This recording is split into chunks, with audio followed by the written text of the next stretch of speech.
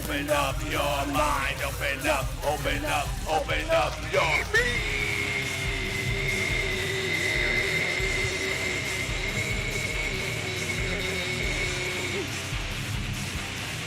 your mind.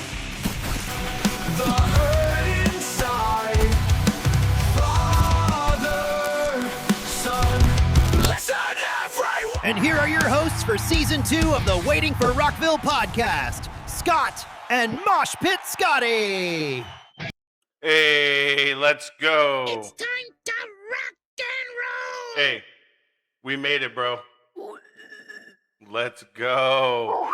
Thank you for tuning in. For those that don't know, I am Scott, and this is your favorite 10-year-old metalhead mosher, Mosh Pit Scotty. And we are the Waiting for Rockville podcast, the only father and son podcast that's dedicated to North America's largest rock and metal music festival. Welcome to Rockville, that happens every year at the Daytona International Speedway. Thank you for tuning in to Season 2, Episode 3, and we have a great episode planned for you, bro. We got James on the show today. Let's go. And so for those that don't know, we have our very good friend James from Crossbreed that's going to be tuning in and talking to us about all things Crossbreed coming up here in the next couple minutes. But for right now, we are counting it down. 327 days, give or take, until Welcome to Rockville 2027. And so if you want to call in, got a question for James, got a question for us, want to talk about your favorite Rockville moment, give us a call at 813-666-7277. But man, I am excited. This has been a long time coming, bro. What do you say? Oh, he's just all growls and grunts today, but this has been a long time coming. James has been a long time supporter of the show, pretty much since day one, which, speaking of which, it is officially 1 year of doing this podcast, bro.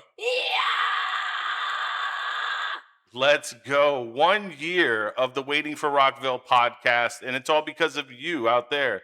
Thank you for tuning in, hitting that share button, following, and just showing that support that you do. We appreciate everybody for what they do, tuning in, showing support, and we are looking forward to keeping this thing going for the years to come. And so, with that being said, I think we have a takeover in progress. It is officially official. James, my friend, how are you? No, Oh no. I don't think Can you hear us, Can you James? hear me? We can hear you. Can you hear us? Can you hear me? Yes, we can. No, You can't hear me. Uh-oh. I can now. You can hear us? Uh-oh. What happened? Can you hear me? We can hear We you. can hear you. Can you hear us? I can hear you. If you can hear me, Yes. Clap once. We can hear you, buddy. okay, I can only hear you through the broadcast of the live, but not through the link sent to me. Huh. Hold on. Stand by. Wait. Nothing like a little trial and error. Oh, I got this. Oh, that's How about fine. now, James? Please hold. He said, please hold. Okay, now I can hear you. There we go, my man. How are you, What's bro? up, bro? Got all painted up for the show? Look at you, Just for bro. you guys. You are the Nothing but man. love. Hell Hey, yeah. isn't this a special episode though? 1 year anniversary. Bro, it is. It's a big one. And we're glad that you could be here with us, brother. We appreciate it, man. We appreciate Listen, your time. It's an honor, brother. Man. Plus, just like you guys, Crossbreed is waiting for Rockville. Yeah, man. I was on your stream the other night talking about the Waiting for Rockville to Book Crossbreed podcast. We're working on that one. We'll have a special segment tonight for that. Yeah. I mean, it makes sense. I mean, we are a Florida band, it's like we're working hard trying to get rediscovered again. We're not trying to go off past merits. Yeah. No, you guys are putting in the work too, man. And listen, we're gonna talk all about that too, because I hope you don't mind. I've got some questions loaded up, and I've even got a special Wheel of Rockville that is specifically for Crossbreed. And so I hope you don't mind. We're kind of making this episode dedicated to all things Crossbreed. But man, I have no objections to that. hell yeah. And so, man, we were really rallying for you guys leading into Welcome to Rockville 2026. I think from the minute that they before they announced lineups, once they announced dates, we were rallying, just posting, tagging you guys. Usually, in most cases, to their defense, in most cases, the festivals are booked so far in advance. Yeah. That, I could tell you, this time last year, I could tell you about most of what we were doing this summer. It's in real time. Yeah.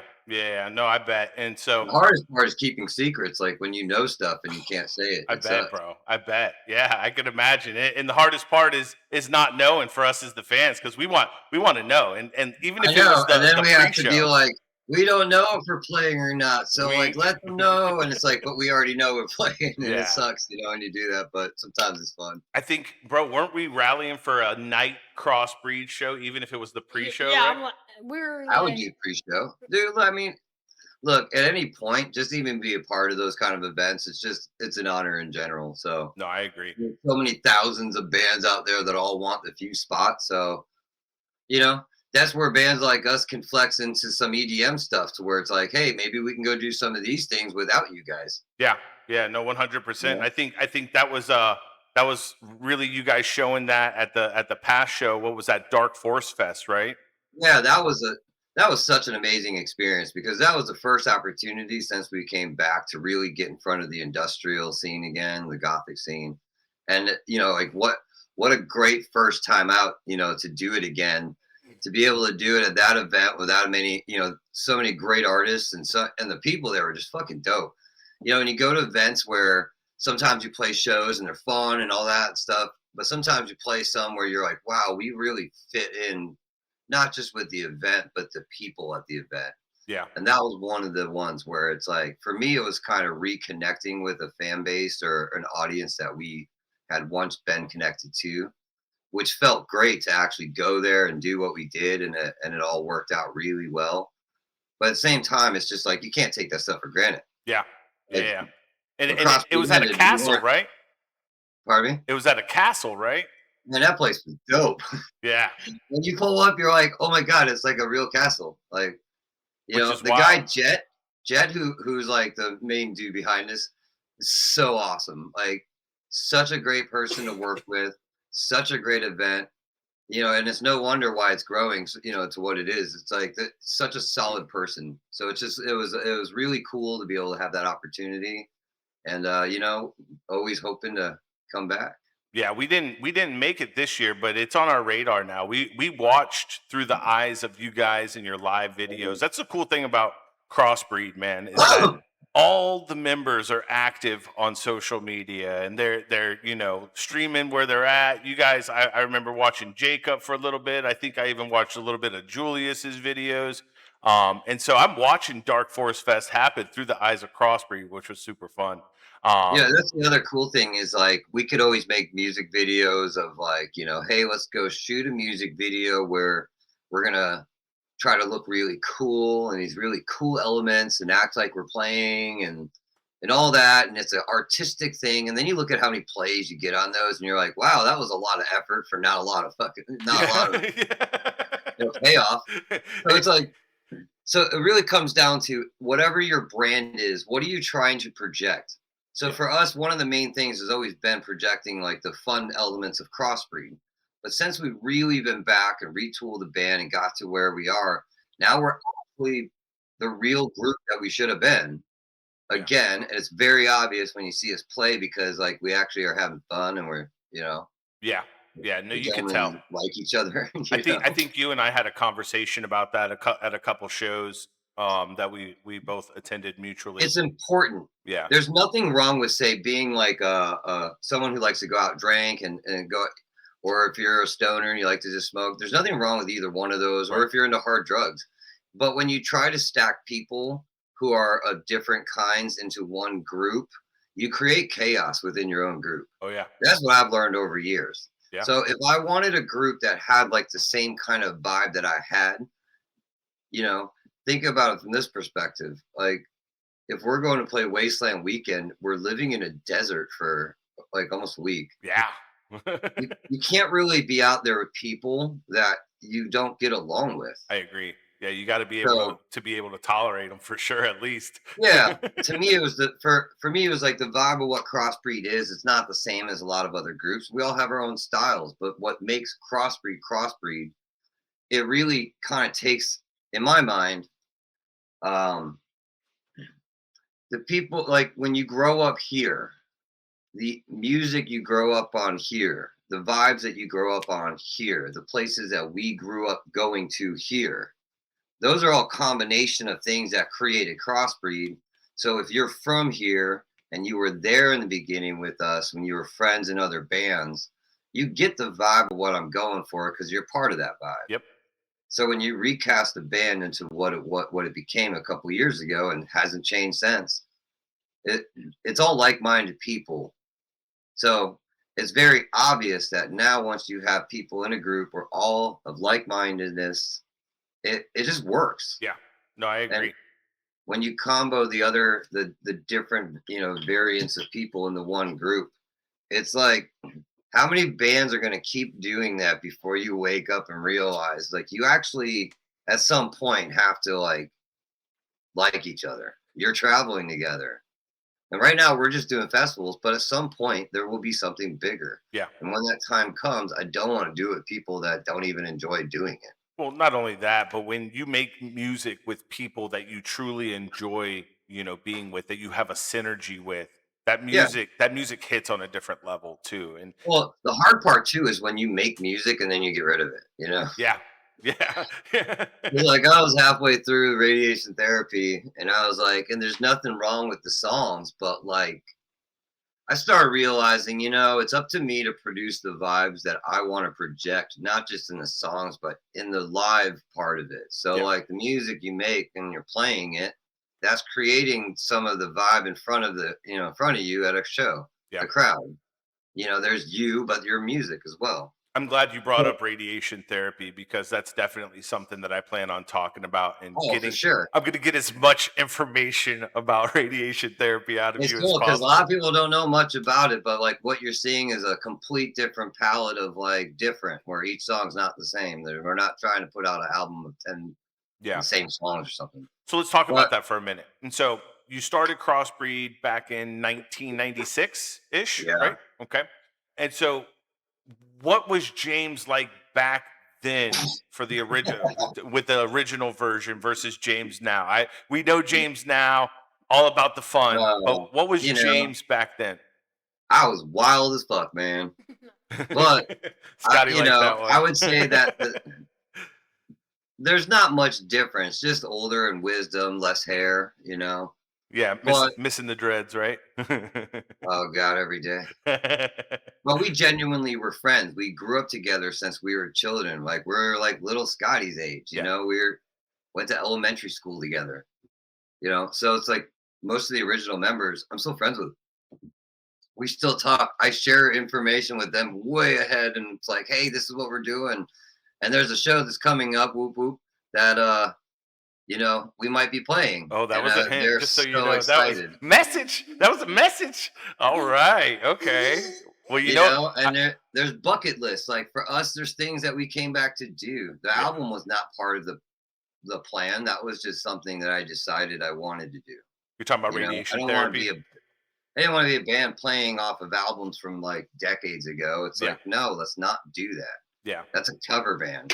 Well, and I think not only that, but if you think about it, it's also kind of like shedding the skin almost, Yeah. and it's a That, different that's era. how I feel right now, where there's like such a history of crossbreed, different combos of friends that made the different albums. Yeah, But for this album, this was important for me that I wanted to make because this is me doing it without any of them. I love it. And it's not because I didn't want any of them around, the old guys. It's that this is my first opportunity to make an album that I want to make. Yeah, yeah, yeah. I've never actually done that. That's awesome. So for me, it was important to not only like, it wasn't about making songs for anybody else than myself. Just certain things I wanted to make. So radiation therapy was way more, it was coming out more of a rock song than what I wanted. I blew the whole song up Yeah, and then turned it into a 60-second ditty where it's just cool, creepy, and fun. And that was the deciding factor was, so like just to answer your other question, the early version of me was the same. I was always very motivated, very focused on the art, very focused on the live part.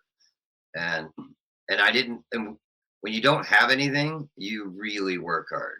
Like I had nothing. I was sleeping on couches trying to chase the dream. yeah. So I remember talking to you about that, and yeah. when you're in that Now position, you yeah, have the no only choice but to couch I grind. will sleep on nowadays to do this is my own. Yep. We're But spoiled now, right? But And so, that's the hard part. Like when you think about like a dude like me, realistically, I had like maybe like 2 boxes of stuff that I owned. yeah. I think that was it. Like, let's rock and roll. Let's go do this. I don't have anything to lose because I don't have anything. So let's go back to like the old school days. And so can we talk about .01 for a bit? Sure. Okay, cool. I'm a wealth of history and knowledge of crossbreed. All of it. So I think that's really where I first heard you guys. And so I remember, 21. When we first did that album, it took like a year to make, right? yeah, And Reflections was a song that if you heard that, you realize, hey, this band is going definitely more industrial. yeah. And that was always the goal Nemzik and I had for Crossbreed was to become an industrial band because that was my background. What So what made you um, cover Wicked Games? that was so Charlie Parker loved that song and wanted to do it. So he sang it and I played bass on it. So many people think it's me, and I'm like, no, I didn't sing that. That was Charlie. It's funny because I was showing Scotty, and Scotty's like, "That's not James," and I was like, "Well, No, that's Drunken Sailor. That's why he's called. we're gonna find out tonight." And so it's funny because, like, as crazy as it sounds, like that's a song that I listened to. Like, I'll get in the car driving to the flea market and I'll pop it on. It's funny, like we used to play it, that, and then we used to do White Wedding. Yeah, We used to do that for a long time, and Bill Coyne was our manager who used to manage Billy Idol, so that was hilarious. that's awesome. That's He awesome. hated us doing it, and then he saw us do it live, And so and he was like, "Never mind, keep doing it." that album, there was only like what a couple, like 1,000, couple hundred copies made, if I Yeah, remember. we made like 1,000 copies, I think, and then as we were doing our CD release party, we were already recording the 3-song demo because it took so long to make that album. We had already evolved and we didn't want to wait. So it was like 6 months after the CD release party, we were doing our what was called the Baby Doll CD. And then that was this demo that got us signed, actually. I think I remember there was It happened that fast, like point oh one, and then the Baby Doll CD came out, and then as we were working on Painted Red and Concentrated songs, that's when we struck it with the labels. Like they came and they wanted everything we had. yeah, I remember hearing two different versions of Underlined when I was a Yep. kid. I remember I think it was the demo version and Yeah, then the final version. But like I remember for the longest, I I only wrote two choruses, two different ones, and I was always rocking out the one. And then when we went to New York to record Underline, uh, this is true. I I didn't want anyone in. I didn't want anyone interfering with the vocals, yeah. and we had to, make sure some people went home. So I made sure Chris went home, so he was just not there. And then, because he would never have been cool with what I was gonna do, but I changed Underline without him there, let him know after the fact, because I knew if I changed to the other chorus, it was a better song. And the second we did that, it was the producer and I were like, "Holy crap, we got a single!" Yeah. Like we knew it. Second we did the chorus, it was like, yeah, because it was like I was messing with it. I was like, I think I want to do this other chorus, and then I sang it for him, and he was like, "That's so much better." And he's like, "But it's not, it's not. You said your underline. It's like I said it." So that was something he actually was like, "Don't say you said, say I said." And I'm like, "All right, that was actually the true uh, sequence of events that led to that song." And so Underlined ended up on MTV. Yep. It was nominated for a Billboard Music Award. Huh? I remember Which that. is crazy. Yeah. It's crazy. That's like the 8th song I ever wrote. Like I was such a new writer. Like I wrote that one and Breathe in the same day. Um, Yeah. that was like a really good day. Well, and it's I no remember the coincidence. day because I was waiting to go to a dentist and I needed a root canal, and you know how toothaches like hurt. Yeah. I was like literally mentally going insane, waiting and waiting and waiting, and nothing was like. So I sat there and just kept writing and writing and writing and writing and writing until the dentist appointment. When I came back, I was like, "Holy crap!"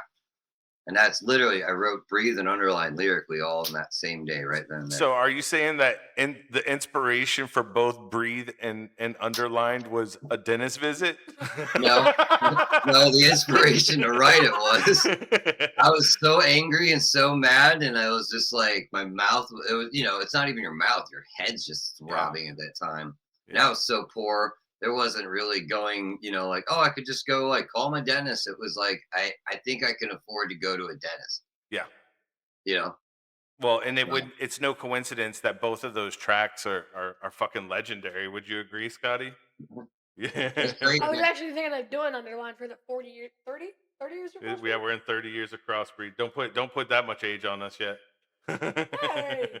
Man, it's crazy is seasons. Like one of our, I'd probably say like when the '96 riots were happening, we were in downtown St. Pete, and everything that was just happening that whole week, in St. Pete with all the craziness and stuff.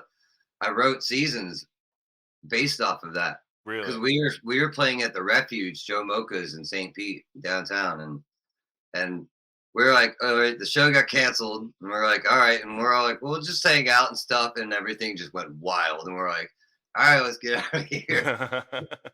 But the Damn. stuff we were seeing, I just went back home, and it was like one of the things I did. I wrote seasons after that, and then eventually it, you know, it took a second to become a song, but once it came a song, it's like, for me, it's like, holy crap, like 28 years later, we're writing a song that it was like 28 or 29 years old now. It's insane. Yeah. No, It and feels so it's old. well, but hey, listen, those tracks are legendary, bro. You know, it helps though is taking 10 years off. Yeah. You know, Now I know Scotty's got a couple questions. You want to ask hit James me. a question? Come on, hit me, Scotty. All right. Bruh, what's the most insane thing you've seen in the mosh pit? What is the like craziest thing? This 10-year-old kid with a mullet. 10-year-old kid with a mullet. You Yeah, know he's what? pretty I crazy. mean, all right. So like, I think once you've seen everybody do the wall of death, you're just like, wow. You know, everyone's done it. I've never done that, and I never wanted to because I had my own thing, and I came up with it in 2001 on Ramstein. Never seen anyone do it, and it was all inspired, true story, by a guy doing this to me the whole time, and I was like, man, fuck you. So in the middle of during the set, we were playing Pure Energy, and I was like, hey guys, hang on a second. I totally set this up. And I was like, you are clearly pointing this guy. I'm like, you're the most badass guy out here, aren't you? And he was like, yeah. I'm like, cool. Everyone step back. And that's where I came up with my little circle of death, where it's like you find the one person afterwards. It's usually someone I like, you know. Yeah. You find one person, you open up a huge circle as far back as you can. And when I tell you to, everyone run into that one person. Oh shit. So it's not a wall, it's a circle It's- closing in on one. Hey. So you find that person, there's always an asshole. You know, there's Oh my always God. one asshole in the bunch. Oh yeah. That's the guy I pick. And so it's funny you mentioned Rammstein because I Rammstein. actually have some questions when it comes to Mhm. your time with Well, true Rammstein. story. The reason why I actually even came up with that was I actually tore my meniscus before Ramstein tour. And you know, 23-year-old me can go out and do whatever. But after like 3 weeks of playing Ramstein, starting to wear down. So I stopped trying to jump around the whole time and I started going into the crowd because I could stand on the barricade, you know, on the steps of it, be Yep. included in the crowd, connect them to us. And I'm physically not actually moving my knee much. So I started doing that a whole lot back then because I was just not as mobile and I was just trying to hide it. Yeah. Yeah, that's smart. You But played that's it where I off. came up with the circle thing. Well, wait, I want to bring this back up Yeah. because I was going to name it because I'm doing it at Michigan Metal Fest for You sure. mean we're doing it in Michigan Yes, Metal Fest? But so I was going to call it the Warrior Circle, right? Or Circle of Death. But after recent issues with some dude with a banana outfit, Oh Oh man. no. right? You know what I'm talking about? Oh yeah, with the band End It. Was that in Ohio? I'm not sure if it was in Ohio, but I know that they got a lot of flack for So there's this dude that was wearing a banana suit at Michigan Metal Fest, and he's in our video. wow. And I was like, oh, I love that. So if that dude is there at Michigan Metal Fest, I'm totally going to name my move that I made up myself. I'm gonna call it the banana split. Yes. Banana split. And call him out to be in the center and let everyone go and hit him up. And if he's there, banana guy, fucking be there. Yeah, man. Yeah. So there's a lot of flack, and it's funny that you mentioned that. I guess we'll kind of bring up some news while we're on the episode. Banana Man went to End It show, and they kind of called him out and had everybody. You don't know Scotty. Had everybody strip the banana costume off of him. Why? And so every show, there's usually What somebody a bunch dressed of up. You know what? I don't even know what band this was, and like you guys are a bunch of dicks. Yep. No, I Like, agree. And they're wow, getting like shitted shame on your right now. fucking fans. Like you're so cool. Like you guys should be canceled. And I don't even think anyone should be canceled. Yeah. But you're just not responsible enough to actually have fans, so you should probably just go ahead and off yourselves. No, Oh my God! I Hey, agree. you there! I don't like it. Wait, what band was it anyways? What were they called again? Yeah, the band was called End It, I do believe. And Indeed? End It.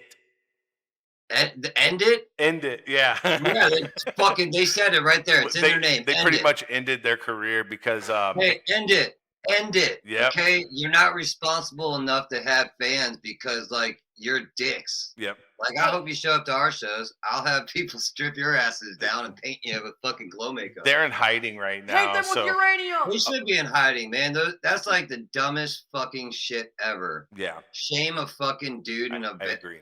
Dude, at Rockfest, there's these guys, these group of people, these guys, like 4 of them or 3 of them. They dress up in wild shit each day. Like the day we are playing, they're dressed up as chicks. Yeah. Who Great cares? dudes. White They chicks. came there to just have fun and screw off. Like it's Exactly. And so just like you said, the whole core concept of Crossbreed even is just having fun, right? And yeah, when we- everyone's welcome Absolutely. at all the shows. I don't care who you vote for. all if it's shapes, gay or all straight or sizes, whatever like you want to wear. exactly. If you're a dude in dresses with no underwear, I'll sign your balls. I think I know what I'm dressing up as That- for Michigan. That's a Fest. fucking clip right there, just so we Hey, so we yo, have put that on Facebook. Clip that. But yeah, and I'll sign your balls. you got people that show up in all different types of costumes. You've got, Yeah. I mean, mean, that's part of Metal the fucking Jesus. lore. Metalhead Like, Jesus. if you were at Dark Force Fest and you pulled that shit there, Yeah. like Oh, it'd be a that's wrap. not even a violent group. Those Yeah. people will probably beat the fuck out of you Yeah, because it'd it's be a like wrap. that's just so disrespectful. It's Yeah. the worst, literal worst thing you could do is shame anyone from your position of being on stage. Like that's a responsibility. It's like you share respect with anyone who gets on that stage, whether they're good or bad, because we're all You hear at this? different parts of a timeline. You hear But like we sucked balls when we started, but we were not going to get good sitting in a room. We were going to get better on a stage. Yep. So you don't talk shit about people getting on a stage. this? Absolutely. Like that's, but once you're on that stage, you don't talk shit about the people out there. And without them, you're just a bunch of dudes practicing on a stage. You Yep. need people too to have fun. Absolutely. So if your whole idea is being a dick to people, just go ahead and end it. Yeah. End it. Yeah. And I'm a firm believer that with great power comes great responsibility. right? Damn, And you guys got me to talk shit about a band. yeah. First time in like Clipped. 30 years. Clipped. Got it. Clipped. Like, you know what? Fuck these guys. The Crossbreed End It beef in 2026. Yeah, we're trying to start cyber wars here with Telling fucking you, man, assholes. got to make some. And it sucks. I don't even know these guys. Like, I might even look online, like, oh my god, I'm friends with them. You It's never just know. such a shit move that, It is. like, those guys, if you want to unend it, you should probably go apologize like a fuck ton. Yeah. And so from what I know, they've kind of deleted their social medias. Yeah, A lot of they people probably rallying. fucking should because Yeah. you're just a bunch of fucking like It's pretty fucked up. amateurs, man. I've Yeah. never seen anyone do that shit before, man. Yeah. Like, dude, think about the different genres Crossbreed slides through, right? We slide into the heavy fucking metal of Metal Fest, right? Or Michigan Metal Fest. Michigan Metal Yes. Michigan Metal Can't fucking Fest. wait. Crossbreed at Michigan Metal Fest this year, It's been- August 14th and 15th, in Battle Creek, Listen- Michigan. oh, wrong You one. heard him. Get your Listen to tickets him. today. You heard him. Listen to Buy a ticket. So we're super excited about Michigan Metal Yeah. Fest. I mean, And you guys are going, which Yeah. is it's just, dude, it's like the best metal and family event you could go to. So like when you guys were like, yeah, we're gonna go, it's like, dude, that's actually the best place you guys could go. it was a Like no-brainer Dark for Horse us. Fest too, actually, you guys would enjoy that a lot. Yeah. So you got a bunch of great bands there. So first and foremost, we're going to be at Michigan Metal Fest to support you guys, obviously. And but we've got a bunch of our friends and people that we've met along the way that are performing too. What? Nuh-uh. What happened? That bad. A bunch of our friends that are performing too. So you got Ventana that's playing. Yes. You've got Killer's Confession that's playing. You've got who is it? Isn't Autumn Lies Buried going to be there Autumn too? Lies Buried. And so there's and What is he? You X got the X Faces. Faces? Yep, of course, X Faces. Which I'm super excited to go hug my brother, Mic. Pig Venus. I haven't seen him in forever. I love that Squished dude. my mic. Well, you've got a lot of history with a lot of people, man. And so, Well, I mean, 30 years, I mean, yep, that's what happens. the roots run deep, right? And so, Stitch. tell me about what do you say? Stitch. Stitch. Yeah, Yes. he'll be there. Yeah, so you have a relationship with Stitch as well, right? Well, yeah. I mean, this is true. So Stitch and Dan Fox did help Ian and I bring Crossbreed back. Told you. They both had played in Crossbreed multiple times on Told multiple you. tours. I googled it on Wikipedia.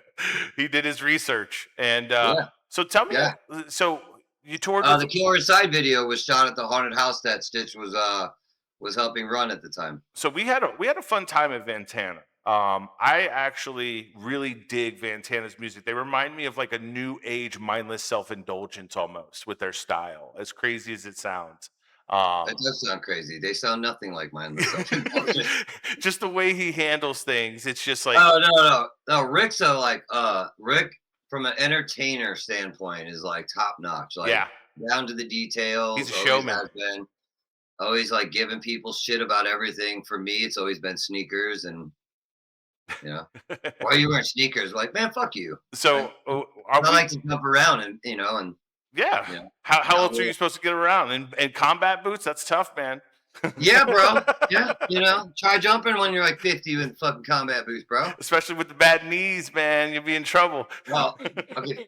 To be fair, I'm not 50. I'm still in my 40s, and my knees feel better now because I didn't jump around and do crazy stuff for You years. played it safe. You played it safe. And so I'm curious. So you also not only did you tour with Rammstein, but you also did some shows with Static X, if I do believe so too, right? Oh, we toured with them. So- Right, we didn't. When we finished the Rammstein tour, we actually didn't go home. We went right into Static X, and then we went home for like I think it was like 3 weeks, and then went right back out with Static X, and then we did festivals with that tour teaming up with Mudvayne. Nice. So it was Static X and Mudvayne's tours coming together for festivals, and American Head Charge, Pete, Flaw. Those were all, some of the bands that were around then. Prime time. I mean, It was awesome. So Cameron from American Head Charge and I, we were eating, and then Wayne Static came up to us and was like, "You guys coming up to do Push It tonight?" And we're like, "Of course we are." And as Wayne walked away, we're like, "We get to do Push It!" that's awesome. Like little girls, man. It was such a cool moment to be able to say, like, "Oh yeah, we actually got to go sing Push It with Wayne Static." That's fucking cool. Yeah. It's So like Static X now is dope. yep. What they're doing is cool. But Yeah. to be able to say I got to do that, that's like, Yep. Oh, absolutely. That's a bucket list moment for sure. yeah. Can you tell So, us I mean, and it's such an honor, man. Like when you look back, it's like I can't even believe I did this crap. If you asked the teenage version of me, like you asked, like, what was that guy like? If you told that dude what Crossbreed was going to end up doing throughout all these years, I would have been like, yeah. sign me up. Like that would be too like. For most of the guys, livestock, if you remember, Oh, I remember. to them, we made it. That Yeah. was it. Yeah. And I wanted more than that. of It course. was like, we're capable of way more than that.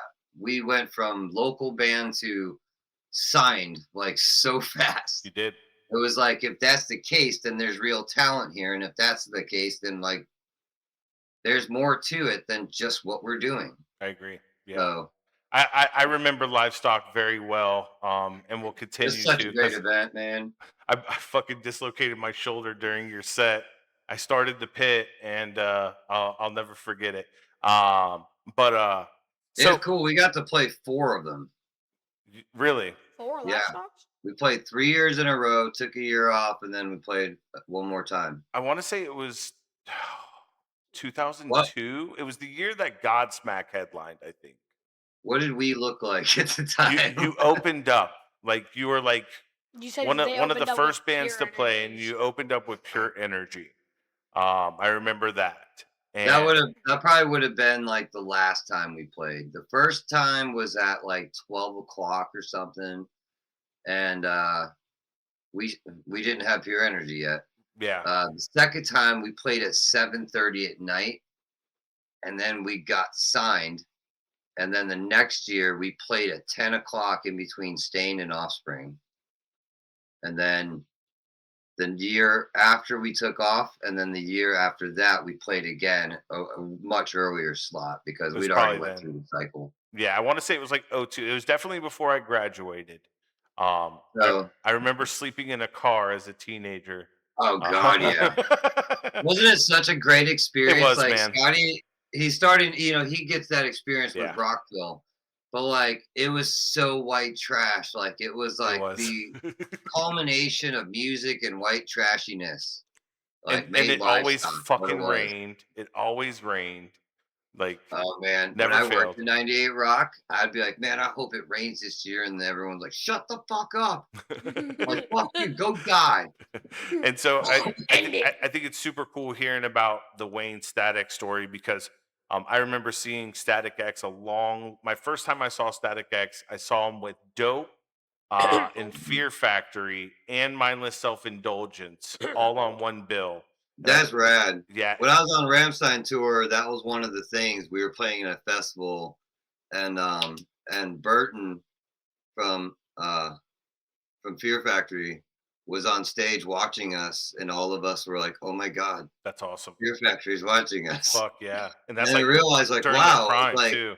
it's so surreal when you're at those kind of shows because it's just like it's just surreal. Yeah. You Oh know? yeah. Having Burton Like C. Paul Bell Kitty, hanging watching out you with do Kitty, your set, hanging bro. down. What? Like all these years later, man, it's cool to see Kitty still out there doing it and looking all ageless and stuff. Like, Yep. Jesus Christ, what are you guys eating and drinking up there in Canada? Yeah, How do it's you guys crazy. still look the same? We saw This is them bullshit. a little bit Did we? 2 years ago at Rockville, and it was We right saw- when they made their comeback.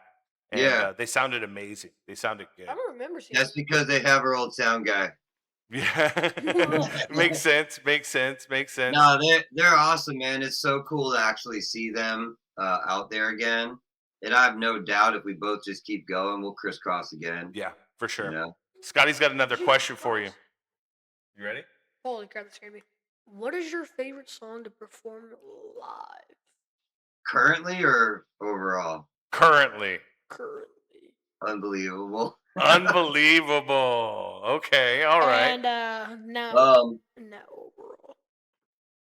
I don't know. Non-radiation therapy. I know it's not seasons because that means the show's over. Can't do that. Can't do that. Saints of Grey. It's one of my favorite songs we ever did. Okay. I love that song. Very cool. Very cool. Now Now we have to talk about Unbelievable though. And hold on, I'm just gonna play a quick little clip. Hold on. Oh yeah. Scared the crap out of me. Can you hear it on your side when I play it? Yeah. Oh, that's fucking awesome. And so you've got this whole campaign going on where you've got people sending in videos and you're literally including them into the promotions. But this Isn't that rad? it's fucking awesome. And Good thing I'm one of them. even Mosh Pit Scotty got in on it. It's But, like, um, hey man, you can sit there and spend hundreds and thousands of dollars trying to make yourself get numbers and digits and stuff like that. And it's like, we can do that, but like, we're not rich. So Yeah. it was like, hey, when we get to Unbelievable, there's going to be 2 months leading up to the album. So we have time to promote the album right before. Yeah.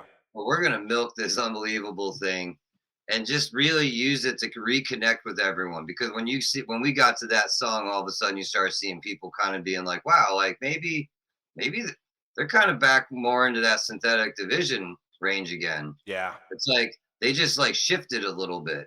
And then you hear the next song that we drop when the album comes out. And it's like, oh, they're going to new places. So what There's made you always a song at the end, like whenever Crossbreed makes an album, there's always an indicator song that says this is where the band's going next. Yep. So Reflections was that on .01, unfortunately, when you get to Synthetic, it was like, oh, what's the heavier part of the album? That's where they're gonna go. Yeah. We went skewed more metal at the time, and towards the end of the band, that was part of the argument, was that some of us wanted to go more EDM and more industrial, and kind of leave guitars and like metal part not behind, just like, you know, a rebalancing of the elements again. A healthy blend. Yeah. Yeah, and kind of skew a little bit more on the electronic side, and that resistance created Shoe-Tang. So So I'm glad that you brought up Shoe Tang because I definitely have some Shoe Tang oh, there'll be a questions. lot. There'll be like one of those like he just left the stage. Oh, he's coming back. Wait, why is he dressed up Showtime. as the Shoe-Tang guy? We like to boom boom. Okay, let's We like to go. drink I got till a we question for drop. you. We drink till we drop, what you got? waking up and taking shots, and we don't ever stop. Drink till you drop, and get another shot. Fill it up to the top, then drink till you drop. So I was just showing We him. like to boom boom. I was showing Scotty Zombie walk in, and so I was pointing out. I was like, check it out, it's Tam, and so you know he doesn't he didn't really know the history from there, right? And so It makes more sense to see, you know, the three of us in Crossbreed, and I was like, wait, they were a group How before. did this even happen? I mean, I like it like that. It's kind of cool. Uh-oh. My mic fell off. What? Why is your mic falling off? I don't know, but I kind of because like it's disconnected from this. It got disconnected from this. I'm like, yeah, that's better. we're fixed. That's because Dang it! my little We're fixed. my little mini baby head over there is like probably up to Oh yeah, bro. I got a question for you. terrible things. Fire. What you got, Scotty? Do you like to dance like a zombie? Of course. Everybody should dance like a zombie. So It's Everybody you. dance like a zombie. that's a banger, bro. Listen, Dude, we were having so much fun when we were doing that stuff, but we all ended up getting like those, it's like you can keep going down the music train, but at some point you could actually stop and go bet on yourself for a chance. Go learn some things. Yeah. So that's what we did. that's It cool. wasn't that we wanted to stop making music. It was that at some point we have to learn how to be adults. Like, how do you own things? Like, I don't want to sleep on a couch the rest of my life. I need to learn how to do more things than cook, telemarketing, stupid Yeah, shit. yeah. Well, it's not stupid, but you know what I'm saying? It's Yeah. like these are the things I need to learn how to do a skill. I didn't have a dad to teach me stuff, so I had to learn. I feel you. I feel you. So you could definitely see yourself doing another Shoe Tang performance. No. Love it, man. Love Nuh-uh. it. Love it. Yeah, but if I'm being honest, if Shoe-Tang came back, it would be as a punk group. That'd be cool. That'd be cool as fuck. I mean, it'd probably that's have an nice. album called The Gods of Punk. Okay. No, that's Yeah. Crossbreed. Let's do it. Let's do There it. may have been a lot of thought put into it. So, speaking of Shoe But- Tang, now Tam was part of Shoe Tang, and she's now involved with Crossbreed. Yeah. How important has she been throughout all this journey? Oh, she's the best bandmate. I'm not even kidding. Like, she's the best bandmate. She's the one that lives here. So from an artistic aspect, she, like, all the album covers, that's her.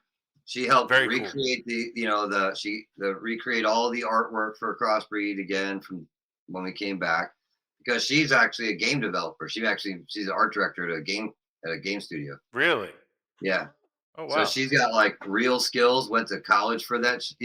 that's awesome. But from the aesthetic of the band, she knows what the aesthetic should be. So she helped recreate the aesthetic with me, like working with all the different guys and working on their outfits and their looks.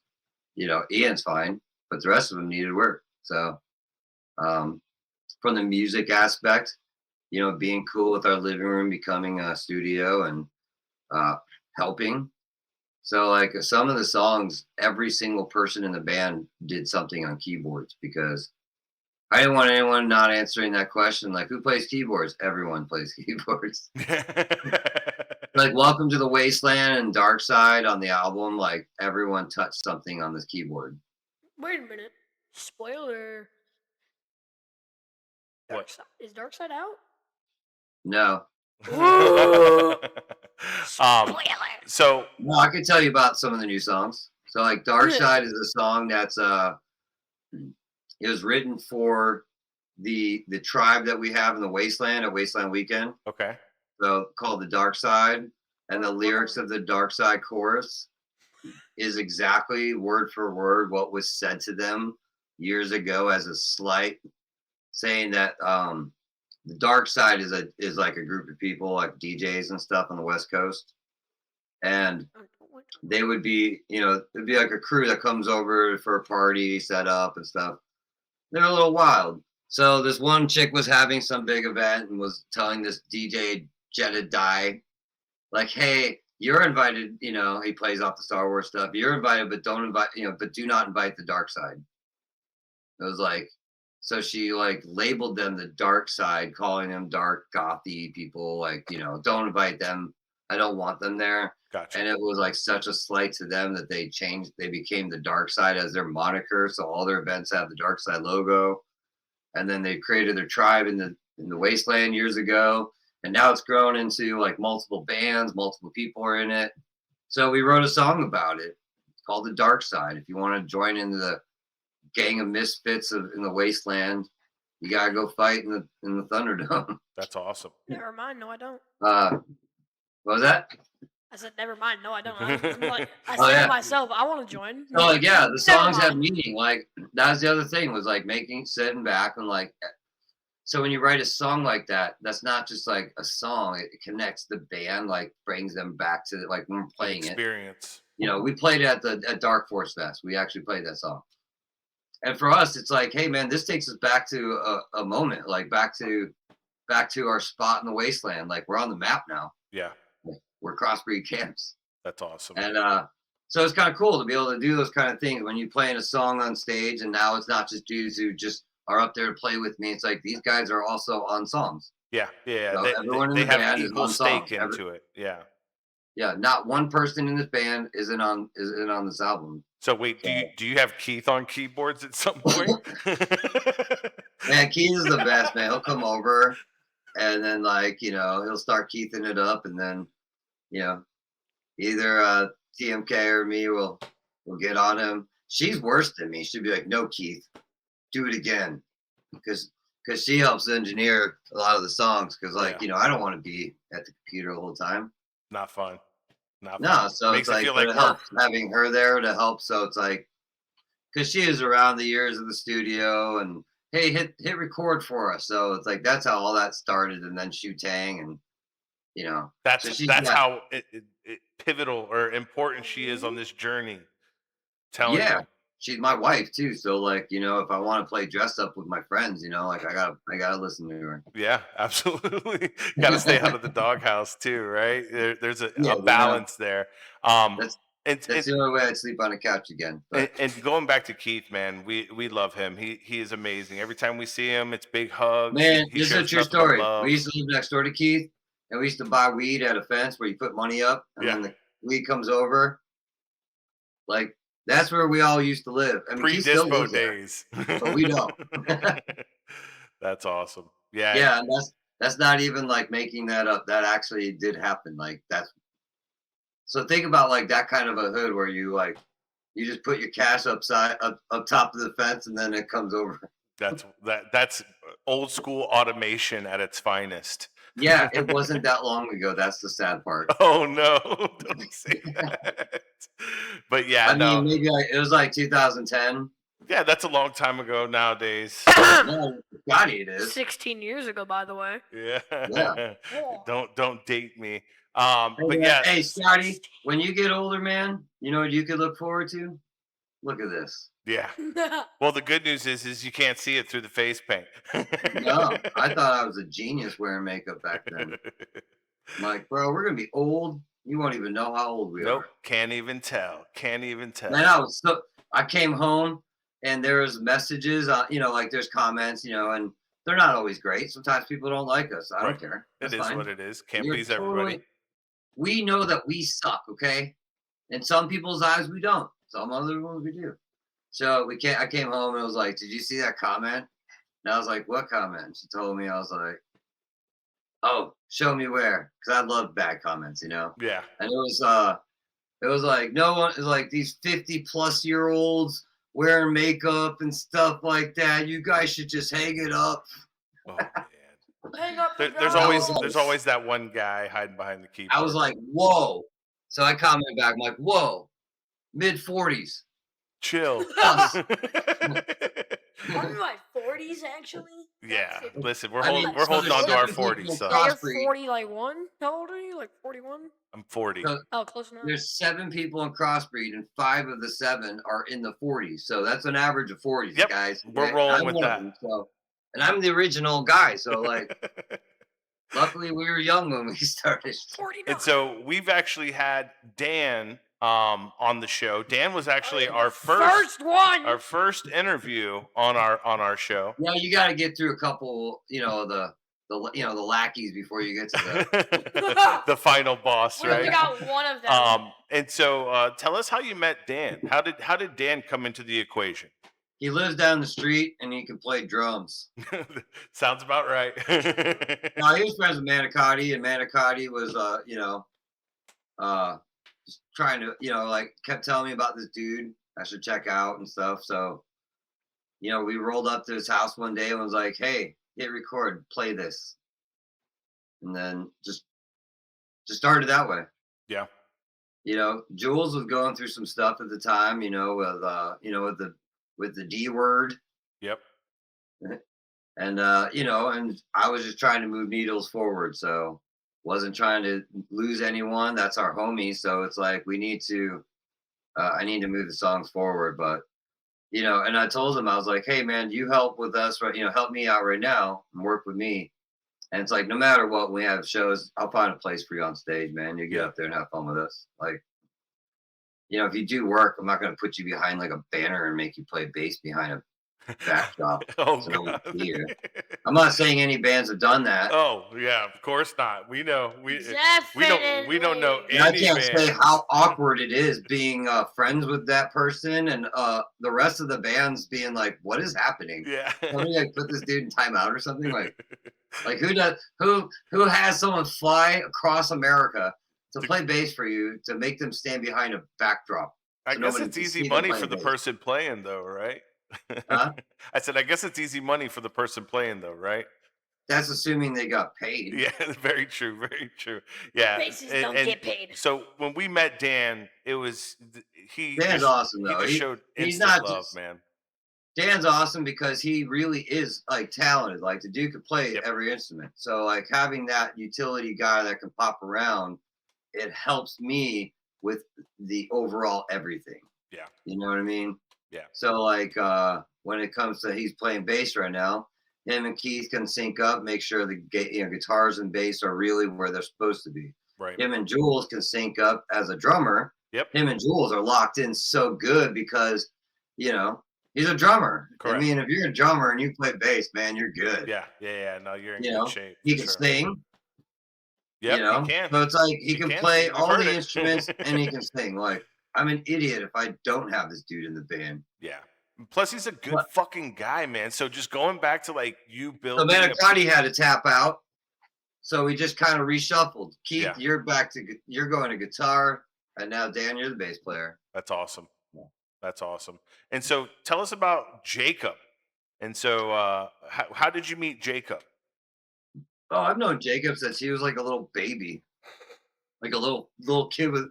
I knew Jacob when his dreads were only this big. That's funny. We love His Jacob. dad. Remember his parent, the Psycho Tribe? Oh yeah. So yeah, knowing his parents and being around the scene, So you when basically Jacob was a watched kid, Jacob grow up, and now yeah, he was the little kid on the scene, just like Scotty. So Yeah. basically, Scotty, you're gonna become Jacob Sin. hey, You're gonna be Scotty Sin. goals. Yeah. I'm Scotty Sin. I'm Jacob Sin's adopted boy. He loves Oh. Uncle Jacob. I'll tell you what. We see Jacob a lot at the Brass Mug, and Yeah, Jacob's my dude. That's like my little security blanket. Like, hey man, just come over here and just have fun with me. yeah, 'Cause- he's a good guy. So like when you have a whole bunch of different people in and out and stuff, it's very hard to have consistency on vocals. Yeah. I can't do all the vocals because I didn't do myself favors by the way I wrote some of these songs. So, if I want things to sound good, I'm Gotta gonna have some need another support. person. So 15 singers. Well, and I think that Jacob. So how you talked about like remember with the knee incident, rocking the guardrail, doing it the smart way. Jacob is that guy that's jumping in the pit. He's he's out Yeah. like he At Psycho Tribe, he's just on Well, it's funny too because it's like, on you know, like service. the more like he's around too, it's like, I could share with him all the stuff that I've done. So it's like, and it's not a coaching up. It's just a, hey, bro, like, here's what we're going to do. But so much of it is just not us talking at all. It's just that if you think about it, he's actually been at all the shows since we've been back. Yeah, he So, has. so it's like the chemistry that we got. We started by practicing by ourselves for like the first year and a half. Like Really. we weren't really practicing with the band. It was just us two practicing. So all the parts are down. He knows where the parts are, and then he would come up to practice with me, over in Newport Richie at the place that I had at the time, and that place would get you in shape really quick. Like a It's so song hot. in there. And I'll be like, oh man, it's like, man, it sucks the AC doesn't work. No, they fixed it, bro. I just didn't turn it on. gotta keep him in check. Well, I will No, I say, told him, I was like, dude, if you practice like this, when we play on a desert stage, like we're gonna be conditioned. oh yeah, that's Like smart. we're Florida people Fucking already. Rocky Balboa over here. No, it's just not wanting to die, Yeah. It's like if you're a singer and you're like, I'm gonna go on tour for 30 days, play every night. Yeah. Dude, that's awesome. But as someone who's done it, I assure you, you better be practiced up and ready to perform 30 days in a row. Because it's not just about, oh, I'm going to get up there and sing, I'm good. It's like, bro, it's more than your voice, it's your body. And you physically have to take care of yourself. And if you overexhaust yourself, your voice is gone. I think that's a So, good tip. We're gonna have yeah. to we're gonna have to clip that and make it a And tip. clip It's the true. others. Tips Sign your with balls. James. Chill, Like, bro. it's like, so like Artemis Records, that was the label that signed us. Yep. Michael Chambers, he was the guy who signed us. I'm still good with Michael Chambers. Like we still talk. I share some of the crossbreed stuff with him ahead of time. And when I sent him the song that is the next song, he was like, how the hell can you even do that still? Like seriously. And I was like, dude, I finally listened to the advice I was told all the years. I'm like, it's not my voice, it's my body. I just have to take care of my body. Yeah. I'm like, and everything else will work. What is it? Your But body it's is a true. temple, is what they say. You take care of it, it'll take care of you. So Well, what was it like getting that call from Artemis Records? dude, it was insane. I was watching Kitty on MTV. This guy talking about how he discovered them and signed them, and then he called me, and I'm like, I just saw you on MTV. That's fucking awesome. Not even kidding. It was like 2 minutes later. I was like, holy crap. Wow. And then he was like, we love your music. We already heard your songs. We just want to come down and see if you guys can play. And I was like, so you guys are going to come to State Theater to see us play? And we were like, we're getting signed. If you already like our band, you like our music, now you just want to see if we can play. And at that time, we were like selling out the State Theater. We weren't even signed yet. I remember. So like here's what they saw: a packed place of people there having fun with us, and crossbreed merchandise everywhere. Yeah. That's the dollars they wanted to see. They saw it with their own eyes. It's rock and roll. We got offered a deal the next day. That's awesome. That's awesome. It was like it was a 2+5, I think, deal. Wow. What advice would you They give? wanted me for a really long time. Really? They tried to get me to change. They wanted me to do Underline, a bunch of songs like Underline. They wanted me Of to course. peel away the keyboards and focus on the rock version of what I could be. Hmm. That was what they wanted from me. And then I gave them heavier shit than ever. I was like, that's not what you signed. You didn't sign a rock band. And that was where I explained, like, I wasn't a really good rock star. I didn't do everything they wanted me to do. In all fairness, I probably should have. Yeah. But it's not the decisions I made. So it was kind of screwed up when it's like, hey, we signed this like cyber metal band, but we don't want the cyber part or the metal part. Well, We just want the singer that can sound rocky we want the drummer. They loved Travis. They thought he was one of the best drummers they'd ever come across. Huh. He was so talented. Such a shame he doesn't play. Yeah, so it was. They really wanted him, Nemzik, and I to become a rock band, and I was like, that's not what you signed. Like, you signed an industrial metal band. We have keyboard players in this band, and what you're talking about doesn't include them, but our band does. So it did cause a real big problem. It wasn't the guy who I said, Michael Chambers, wasn't his call. Right. It was at that point, now you're talking the president of the company, the people who are actually running the company, and yeah, sucks. Yeah. But well, at the end that's of the the decision day, we made. We were in LA recording new songs. I was doing a song called "Bring You Down." It was very rocky, and we never put it out because we were just like, nah, Put it let's out. not. do you got the file still? Oh, it's somewhere out there because I let go of the demo when we first came back. So I was like, we're just gonna play some shows. I don't care. We're gonna find it. That's for And then it sure. was like, oh, we're gonna actually play like a festival, like for like after our third show, we got booked on Incarceration and Rockfest. Wow. Well, at the end of the day, though, you're an artist. It's your art, and what they were trying to do was create a watered down version of what you stood for. They were trying to pivot with the times, Yeah. and I could have rode that wave and still done that and still keep it intact. And it's just like it comes down to the challenge of today. Yeah. Making an album called Radiation Therapy, realizing that some of these songs are more negative vibes. It's just like too dark and depressing. And I was just like, I don't want to fucking do that. I don't want to be putting out music like that. I don't want to put out songs like that and then that be the thing that sticks. So now I have to write a bunch of depressing stuff. I'm not depressed. It's hard for me to write depressed stuff because I'm not depressed. Right. It's very obvious that I'm probably on the more fun side. I'm one of the few extroverts of gothic music. and it's like, but I can be in all these spaces and still not be negative. Yeah. And not be, and it's not just words, it's the music too. And it sucked because one of the songs that we had, the chorus was so good. Probably the best sing-along chorus of the album.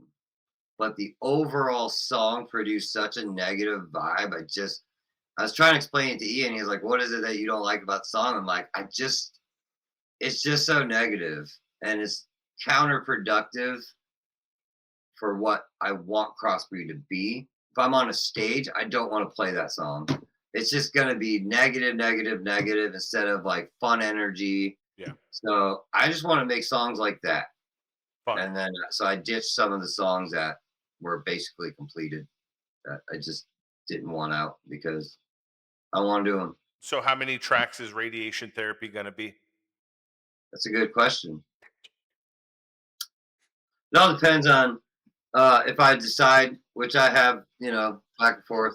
If I wanted to put NFG and Killer Inside on it, just to give them homes because some fans have asked for it. One in particular was like, you can't do that song and have Corey, the whole chant for Corey on NFG there, and not put that on the album. You got to do it for Corey. And I was like, well, that's a really good point. I didn't want to put Killer Inside on there if we have Whisper in Your Eye, but then I was like, well, there's no rules. I can do whatever I want. Right. So. Yeah, Whisper in Your Eye kind of threw me for a curveball at first. I'm not going to lie to you. So I played it and I was like, wait a minute. And so I like what it did, what you did as far as sampling Killer Inside. But you could always add Killer Inside as a bonus track. You could probably, for sure. I mean, that's bonus tracks is what those two are gonna be. That's awesome. So Time Director's Stands cut. Still for the Wicked. The director's. What was that? Director's cut. Yeah. I mean, at the end of the day, there's no rules. I'm not signed. I can do whatever I want. If a label wants to come sign us, that's what Unbelievable Video said. Your label goes here. Yeah. I don't know if you caught that.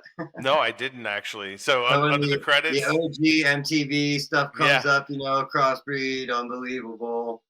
radiation therapy's album, and then who's your record label? And I put your label goes here. I didn't even catch that. That's awesome. Yeah, that was just me and my stupidness. But still, man, it's those. But see, the thing is Crossbreed is a band for the people, and so that stupidness, that fun It's vibe. playfulness that's always Yes, existed. It's yes, not dude. new. Like that's what I've always been fun. that's what makes it like. So I'm a firm believer that when a band can cross the line and it goes from not just being music but being an experience, Mhm. that's when shit is different. And every time you're at a Crossbreed show, or even when you listen to an album, I mean, it's an experience. And so whether you're listening to tracks like Beg or Stem, like it's always got like it's an experience. And so Oh like man, this new set is so much fun. Like now that I could finally turn that page, and now it's like here comes the new. yeah. Here comes the money. When you step back and you feel the set from beginning to end, it's like so different. It's exciting for me because I've been playing some of these songs for so long. It's like now you get Whisper in Your Eye, Welcome to the Wasteland, Unbelievable, thrown into the set. That means other songs are coming out. Yeah. Doesn't mean I don't want to play them. It just means it's time. No, Time Stand Still for the Wicked is in the set now. that's awesome. So this summer we'll be playing, and there's two versions of it. There's our version that we're putting out, and then there's a metal version of it. I think you were telling us about that at the Fight from Within It's so show. cool, man, because like that, if we just put that one out, people, the challenge that I was faced was if we put that out as the song, then it definitely solidifies us even more into metal. Right. Because it's a banger of a track that I don't know anybody metal wise that would hear it and be like, "That I like it." It's like, no, it's a guarantee. Like metal fan will like this song. I'm looking But the forward to it. dance version is equally as fun, if not more fun. So by putting that one out as the actual track, the main one that we're going to play, that song separates us. The other one just ingrains us more. Yeah. So Well, you know me enough to know if I have an A B option and one's like weird and fun and the other one's status quo, I'm not a status quo yeah, person. you're going for I'm the gonna weird go and do fun. weird and fun. Yeah. I mean, but once again, that's what makes Crossbreed the experience that it is. Yeah, because we're weird and fun. Yeah. Whether it's a big show or a small show, it's like we're gonna have fun the whole time, no matter what. Yeah. I mean, You know, we like like I won't say any names, but like, and having a show on a Wednesday and charging $28, terrible idea. tough. We're playing on a Sunday and charge 10. I can't wait to talk about that too. I've got that in the chamber as well. It's crazy. We're an hour and 12 minutes in, and I still have so many questions that I want to ask you. So I hope you're not on a Fire time away. limit. I know Scotty has one for you. What do you want to ask, James? This one. What advice would you give someone like me that is trying to do what you do? So do what what you do. what advice would you give Scotty, somebody who's trying to do like what you do? So Scotty Pick wants up to be in a any band. instrument and start playing the things Maybe. now that you hear, like the songs that you hear, and you're like, man, I want to know how to make that sound. Go learn how to make that sound. And once you start stacking those things, that's all that matters. Advice wise though, just keep doing what you're doing. Just go to the shows. By the time you're 18, do you know how many bands you're actually gonna know? Very true. Versus the average band guy, like Which all is you gotta do is years. just start a band and you're already more connected than most people when they Yeah. start. I played to 22 people at the Brass Mug original one on what was it, Fletcher? There was an original one? Yeah, the one that you've been to is the third. Third! Brass Bug's been around for a while. And so, James, every episode we do what's called the Wheel of Rockville. I'm sure you're familiar with it, but basically what it is it's a wheel that we have a bunch of stuff preloaded in. It could be questions, it could be challenges, and a mix of everything. And I'm so into pegging. Cool. and so it's a lot. It is question heavy, but we're gonna spin the wheel of. We're gonna call it the wheel of crossbreed The wheel tonight. of James. And Never mind. we're gonna see what it lands on. And so we're gonna Give it spin. to me. We're gonna spin the first one and see what we got. So stand by. You can't see the wheel, so we'll call out the question You for say you. stand by? Stand You say by. stand? Stand Did you by. say stand? Sit. It's over there. Oh, okay. So we kind of talked on this a little bit, but what was your inspiration for underlined? Is he standing? Hold on. Oh! Oh! There we go. Stand! Sorry. Gotta love Stan. I was talking. Underline was actually about my family and growing up. It was like a big fu to everyone in my family. A And big then my family F received you. it, and they were like, "We got your message loud and clear." Okay.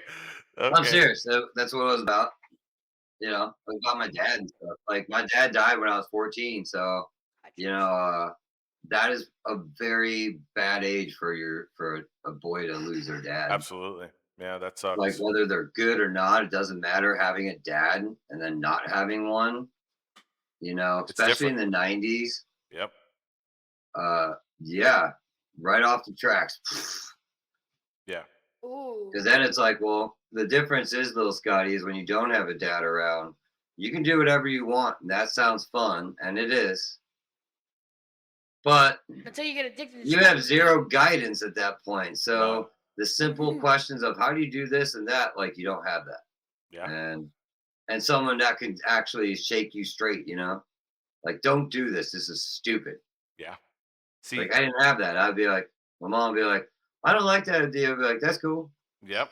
Yep. I'm gonna go do it anyways. Been there. Been there. Yeah. Imagine not having somebody teach you how to change a spare tire or all that simple shit that you don't I really didn't think have of. that. I had to Yeah. learn everything from someone else. Yeah. Yeah. No, that's You have to learn through other friends' parents and stuff to try to learn how to do things. yeah. No, I agree. Sucks. We spun the wheel again, James, and the question that popped up was, what is a song that you were surprised that fans embraced?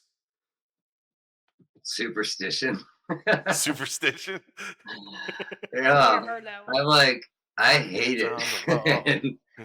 Like when people are like, "Oh, I think Superstition is like one of my favorites." I'm like, "Oh, I don't want to take that from you. I just don't agree with you. I don't agree that's your favorite." Can we get a revision on Wicked Game with you doing the vocals? I mean, you know.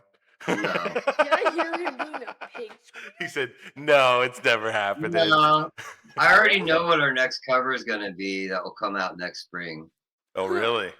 It's not made yet, but I'll say this: it'll be with the same people that made the last cover. That's I awesome. mean, we got a good recipe, then why ruin it? I think you knocked it out of the park with Unbelievable. Thank you. The next one's going to be even more fun. It's going to be even more unbelievable. It'll definitely reach your satisfaction. There we go. Okay, I got you. I'm catching what you're throwing. I think what you did with Unbelievable was great. So first thing is involving the people that you did. Some great people involved. But not only that, but you added your flair to a song that I think a lot of people, although knew, they may have Most forgotten people about. overlooked for so long. Absolutely. I've never overlooked that song. That song was such a badass song from when we were young. And it was like to be able to like do that song and then meet EMF Yeah, and show him I and bet that's play it cool. for him. Like that was like I would have never thought that would happen as a kid, man. Like, hey, I'm gonna cover this song 30 years later in my band, and then right before I drop it, I'm gonna meet the guy too. Yeah, It's and gonna be play it in awesome. front of them. That's crazy. Yeah, and he doesn't live here. He lives in in the UK, so it's not like they're here. Right. What's the chance of EMF still being around? Like Yeah. what, 35 years later? Well, not only that, but giving the seal of approval on it's big too, right? Because I mean, Yeah, I mean, to them, it's like, yeah, I mean, the more the merrier. But to see his face excited, like, oh, this is heavy. yeah, Yeah, it dawned on me. I'm like, wow, I know there's covers or this and that of them, but none of them were like what we did. And we increased the BPM so it's a little faster. Yeah. So It has a good vibe, and it's literally like you described. It's a fun track, and so yeah, you put it the on in other the cool thing, car. It's good. one of the other cool things is that as we're doing this album, other artists have that we're friends with may have gotten a hold of some of the songs ahead of time. Uh, so like having like the ability of other people doing remixes of our stuff, and we haven't even released the stuff yet. It definitely helps with the timelines. Yeah. So like Time Stand Still. I won't say Rabbit Junk is working on a remix, but I guess I just did. Yeah, I I don't got know if you you. ever heard Rabbit Junk, but Rabbit Junk is awesome. It's a okay. It's First, the husband Rabbit and Junk wife is a couple, great, right? yeah. Yeah, I got you. And that's a great couple. That's a great artist for a little guy over there to listen to. Young and Write it down. fun and Rabbit stuff. Junk. They have a son that they travel with too. Where's my They're such a great. They're just great humans, Where's my but notebook? super talented. The music they make is so much fun, and that's the part too. That's what I loved about them was like our show here, Yeah. Pink Star, Jacqueline Van Bjork. Like we just met her at Dark Force Fest, Right. but she was just a cool, positive ball of energy. I needed somebody as an opener that would be like, not taking up like the whole stage. And I was like, wait, didn't you say you'd be like a great MC if we? And she's like, she just wanted to be included. And I was like, dude, why don't you just come down and play a solo act? Just do your stuff. That's awesome. She's been in so many different things. Just come down and play whatever set you want. So then it's just her, and then Seven Factor and Crossbreed, and it's like a little family get together. That's all it really is. You're talking about on the 19th. Yeah. Yeah. So like Seven Factor, like Scott used to live here. He'll get mad. I call him Scott. That's a name. I don't know him as all these 5,000 name. different names. It's a great I'm name, Human right? Factors Lab. I'm Seven Factor. No, I'm Seven Dunbar. No, I'm Scott Dunbar. No, Seven. Whatever I am, I'm always Seven. Yeah. It's true. I love him though, but yeah, he's from Florida. He's originally from here, so that's how I actually know him. We're looking forward to the 19th, man. That's going to be a big one, and I think it's cool because you guys aren't whacking people like you talked about, charging $28 a head at the door. No, and man, stuff I like wanted that. to get it as cheap as $5. possible to make sure the club's covered. Try to make enough money to where if everyone's good and there's extra left over, throw some dollars to the bands and people that just came here from, to be a part of this. We live here. Yep. It's not going to Cover cost some us travel anything to expenses play and that shit. show. Yeah. It's our time. So Yep. under those circumstances, we just try to get it. No one will ever. I always ask to do free shows, and no one wants to. It is what it is, right? I mean, Dude, it's like, hey, so how much money? It's like, can we do it for free? It's like, wait, what? You want to just? Well, yeah, I'd like people to be there. yeah, it's important. What's an incentive more than free? Well, how do you make money? Merch. That's it. I You mean, fill a club up of people to hang out. I'll sell merch, so we're good. we preach that every episode, right? Go Buy buy the shirt. Go to the show. Buy I mean, the you shirt. guys are rocking out some sexiness right now. Listen, got to, man, got to represent. So we spun the wheel again, and this is a different question. So this says, what's a rumor or misconception about Crossbreed that you'd like to clear I up? was wondering what that word was. We're not gay. Yep, we got that one loud and clear. We could be though. We could, for the right show or opportunity, we could be. You never know, right? You never That's know. I don't know. The nothing face thing got out of hand. Yeah. What? Okay. The what face? You want to explain that to Scotty? I don't think he knows about that one. Scotty, 10. here's a good bit of advice. Don't search it up. No. Don't ever talk shit about bands when you're on stage. Good 'Cause idea. it causes problems. Yeah. Like if you don't like them, Talk you about don't them on have a podcast. to like them. You can behind the scenes do the business that needs to be done to separate bands, but don't go on a stage and talk shit about a band. Yeah. And Because like right now we're talking whatever. When you're standing in front of an audience of equal fans of band A and band B, don't go up there and say, "Hey, I don't need to go wear all this makeup and all this stupid stuff. Like we're a real metal band. We don't need to do that." That is the biggest slight and slap in the face to not just the other band but their fans. well, it didn't That's even work in out front of good you. for them either. I mean, if you really think about it, So a band did that once, Scotty, and Crossbreed was like, Yep. and we left. NFG. Wait, no. Yeah. NFG. Yep, NFG. NFG before Wait. NFG was made. It Why was, hey, FU? bro, we're not Why going to be FU? doing this Why whole FY? thing where you guys are going to talk stuff about us every night because we're not that band. Yeah. You guys are. So enjoy yourselves. I hope you guys punch each other out. Yeah. And so we have a rule on our podcast where we No talking crap about bands. so we'll never talk hate on a band unless it's that Yeah. fucking band with the banana shit. Yeah, But yeah, yeah. Yeah, we fuck hate those you. guys. End it. End yourself. You can't talk trash about bands because it's like you don't know what it is that they have, what they Yep. go through to put together. It is, you know. Yeah. And at the end Unless of the your day, band's name is End It. yeah, unless it's End ended. yourself. Yep. It's one Yeah, of those because things. if it's the same fucking dude that was at our show, I if doubt it it. literally is, oh my god.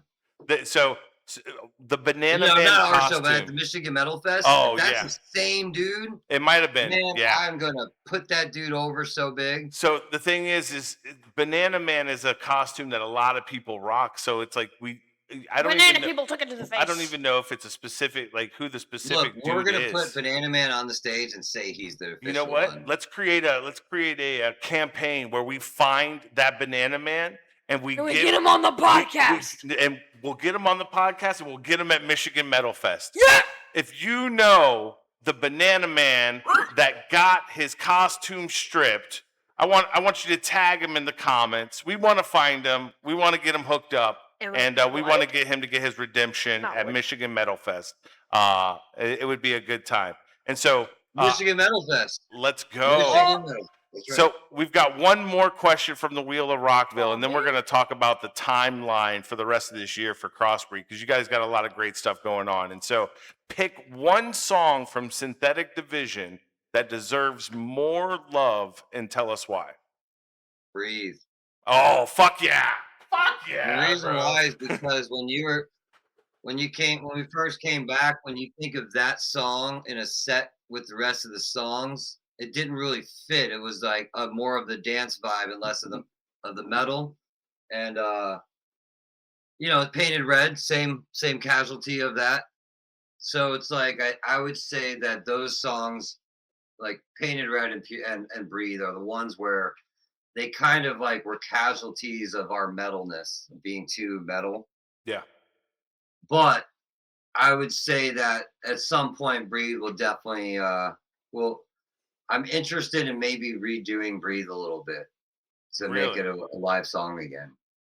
Well, I can tell you, Breathe is definitely one of those that goes in my, top. Part of it though is like that song really was the six of us, the original band, and it's like doing that. Some songs just feel weird without the original guys. I could see that. And it's hard to, maybe like understand that for some people, but like those are like my childhood friends. Like certain things we did was like kind of that group.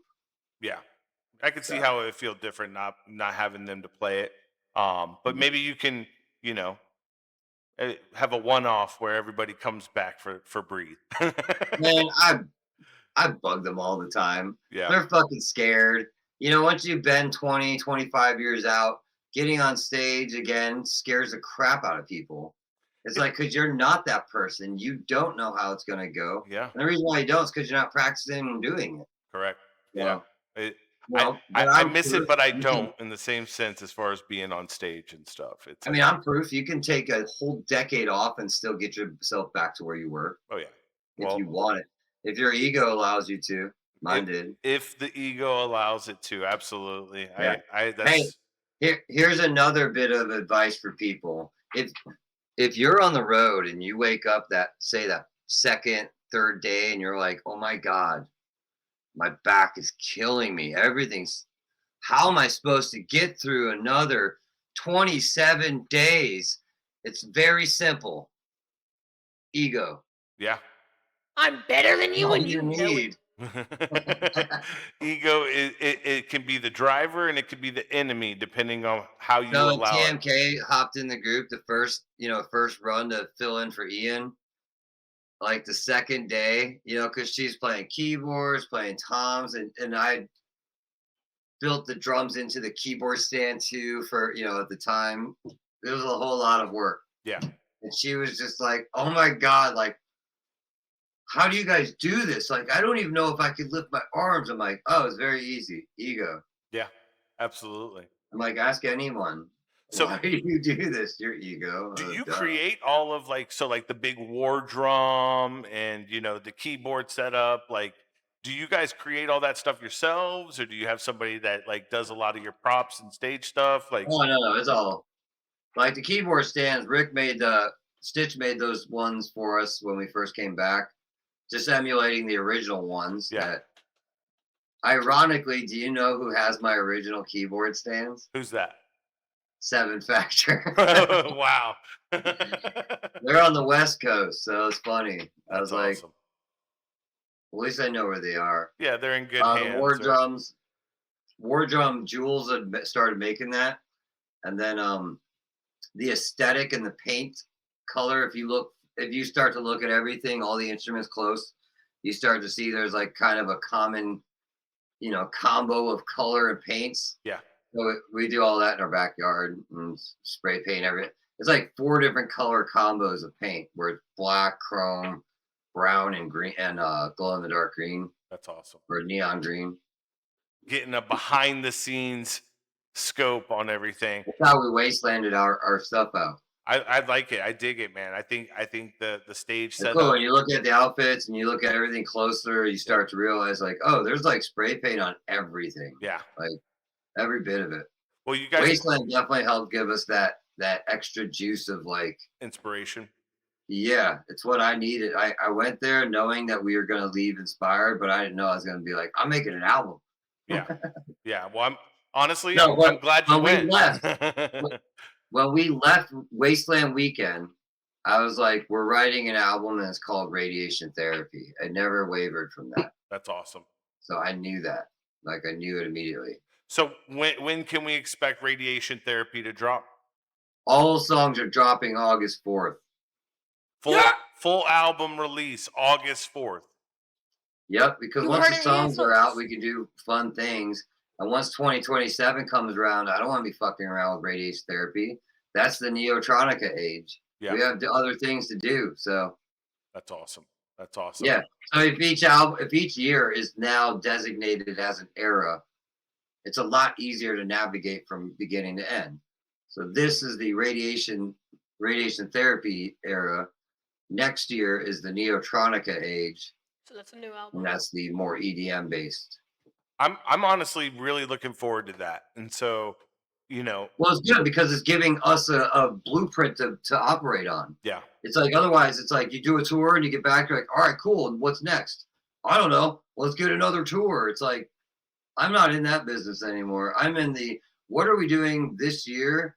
Because I need to start planning next year. Yeah. And then as we get into next year, I got to start working on the next year. If we ever want to play Rockville, we got to get booked on a year before it even happens. So Yeah. that's the real world of how it all works. Well, and I think it's important right now that if you're a fan of Crossbreed, if you want to, and you're an attendee of Welcome to Rockville, and you want to see Crossbreed at Welcome to Rockville, Yes. we need to see tags. We need to see Crossbreed being tagged in all the Welcome to Rockville posts. Rockville Crossbreed. Because what I will tell you is they listen. So they listen to their fans. But Please. it was, Please. Crossbreed play. Please. We will bring plenty of glow makeup for everyone. I'm Well, telling not you. really, Please. I'm but telling you. for us and fans. Yeah, and we have to start now, and so the dates are going to be coming soon, and so what better way than to start tagging away, and making sure that people like Haley at Danny Weimer presents and everything like that, they see it, and so Tag Crossbreed and all things Welcome to Rockville, of course. Hashtag What do you guys Crossbreed got for going Rockville. on as far as shows and stuff for the rest of the year so far? So we have the Upstage Music Fest in Pennsylvania. We might do a date right after the next day in like a Cleveland or something, because we're already up there. Michigan Metal Fest. And then we were supposed to go straight home after Michigan Metal Fest, but now there's this other thing going on in Missouri that we're gonna go check out. Okay. And then Wherever Crossbreed goes, we go. yeah. and then we'll come home and we'll see if the desert calls again.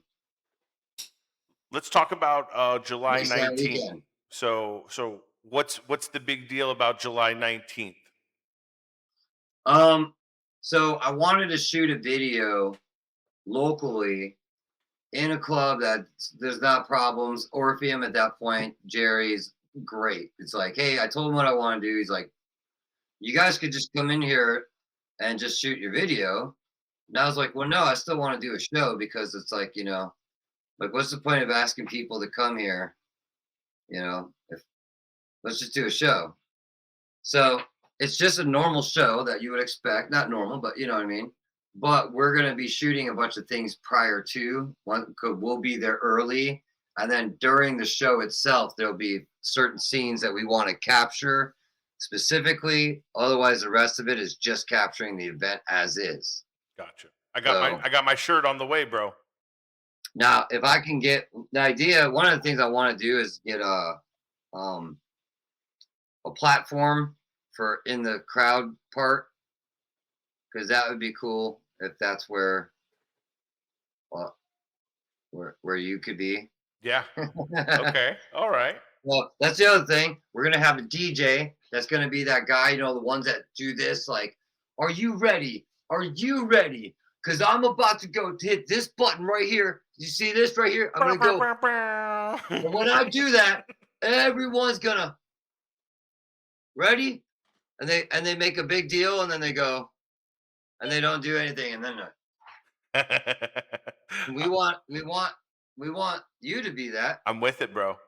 Yep, got you. on a platform in the center, 360 around the crowd, and like doing your whole thing, like yeah. Count me I in. want you to get thrown into the crowd, and even as they as you're like crowd surfing away from the table, I still like to do this. I just thought it'd be hilarious.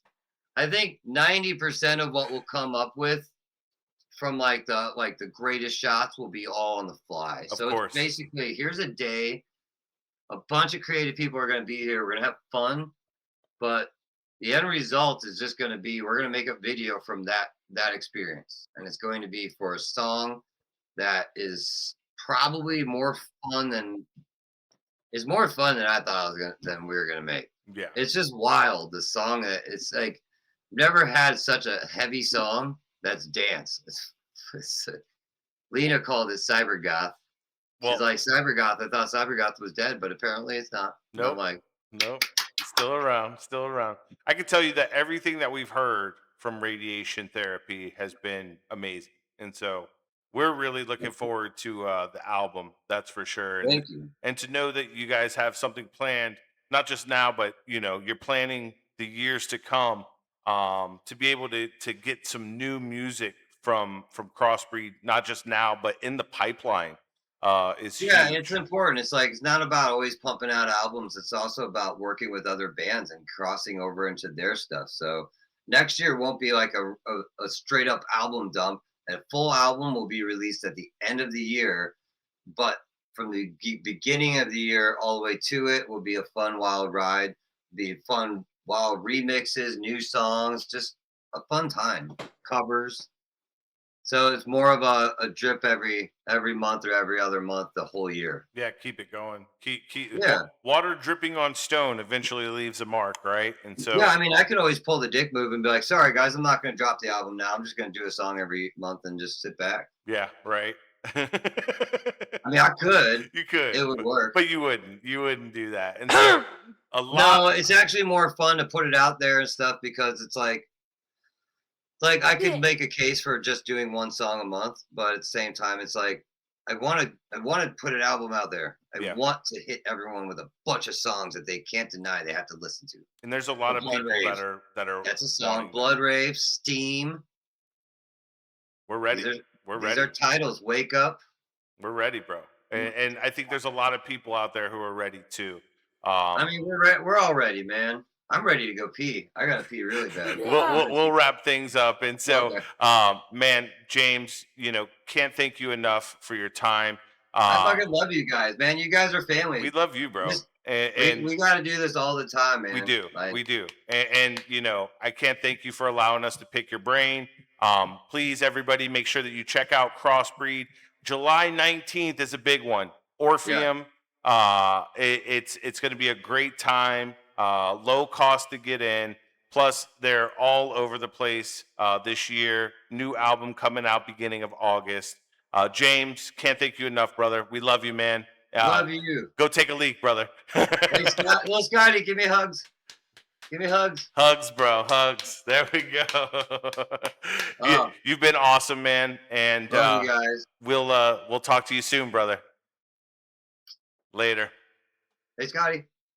No! No!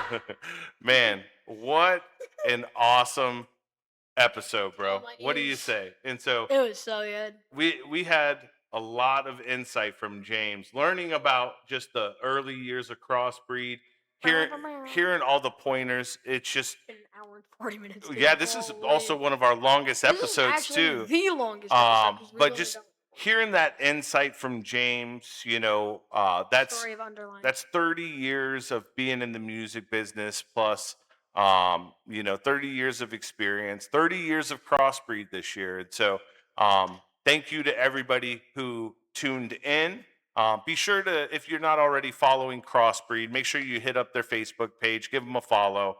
If you're not following us yet, make sure you do so. You can follow us on Facebook at Waiting for Rockville Podcast, on YouTube, same handle, Waiting for Rockville Podcast, and you can find us on TikTok at Waiting for Rockville. But this is pretty much well over the time that our podcast should be.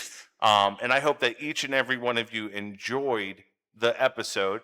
And you can catch us not this next Sunday, but Sunday the 28th, the last Sunday of June, where we'll have our friends from Veteran Buds on the show. And we'll be talking about their program while Mosh Pit Scotty's doing the I Gotta Pee dance.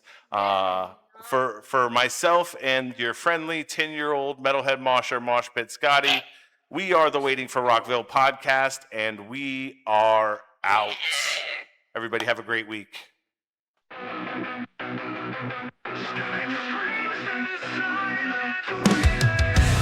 We're here, we're